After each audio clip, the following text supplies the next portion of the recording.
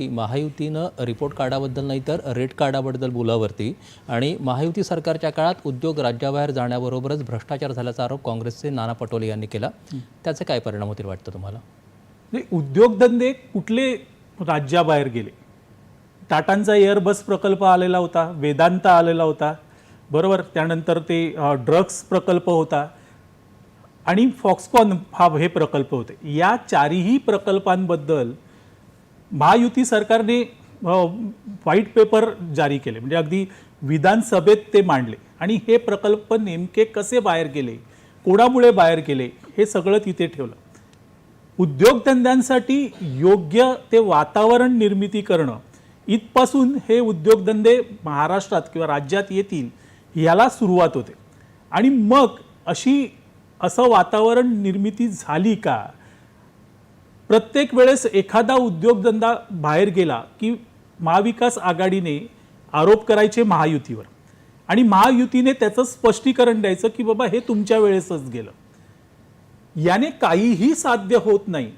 पण मागच्या काही महिन्यांमध्ये महाराष्ट्रात नवीन उद्योगधंदे आले आहेत आणि ते आता इथे प्रस्थापित होत आहेत.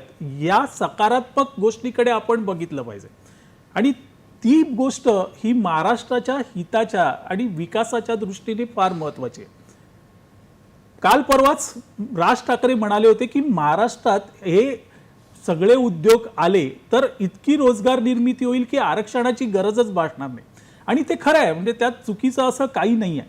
कारण मुळात उद्योगधंदे हे महाराष्ट्रात येऊ इच्छित आहेत, कारण महाराष्ट्र कुठल्याही उद्योगधंद्यांसाठी एक फेवरेबल राज्य आहे आणि हे आतापर्यंत अनेक वेळा सिद्ध झालेलं आहे. महाराष्ट्राचा क्रमांक खाली गेला, परत वरती आलेला आहे या सगळ्या याच्यामध्ये. याचा अर्थ स्पष्ट आहे की अनेक उद्योगधंद्यांना असं वाटतंय की ते यावं. पण मगाशीच सारंग दर्शने यांनी सांगितलं की रिफायनरी प्रोजेक्ट कोकणात येणार होतं, अणुऊर्जेचा प्रकल्प येणार.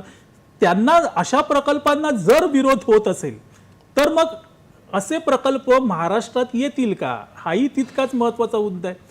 त्यामुळे विरोध पर्यावरणाला तो बाधित असेल तर विरोध करा, नाही असं नाही, पण तो प्रकल्प निघून जावा महाराष्ट्रात यासाठी विरोध होऊ नये.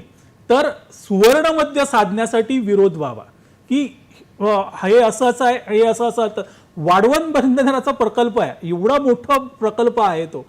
त्या प्रकल्पातून लाखो रोजगार निर्मिती होणार आहे आणि पालघरचा कायापालट होणार आहे. पण तिथेही काही प्रश्न आहेत, पर्यावरणाचे प्रश्न आहेत, नाही असं नाही. पण त्यासाठी पर्यावरणवादी सरकार यांनी बसलं पाहिजे, चर्चा केली पाहिजे आणि तो प्रकल्प घालून टाकणं की हा प्रकल्प होऊच देणार नाही, ही मानसिकता चुकीची. अगदी बरोबर. ही मानसिकता चुकीची आहे की प्रकल्प होऊच देणार नाही. कुठलाही मोर्चा निघतो तो मोर्चा हेच सांगतो की प्रकल्प होऊ देणार नाही. हे का?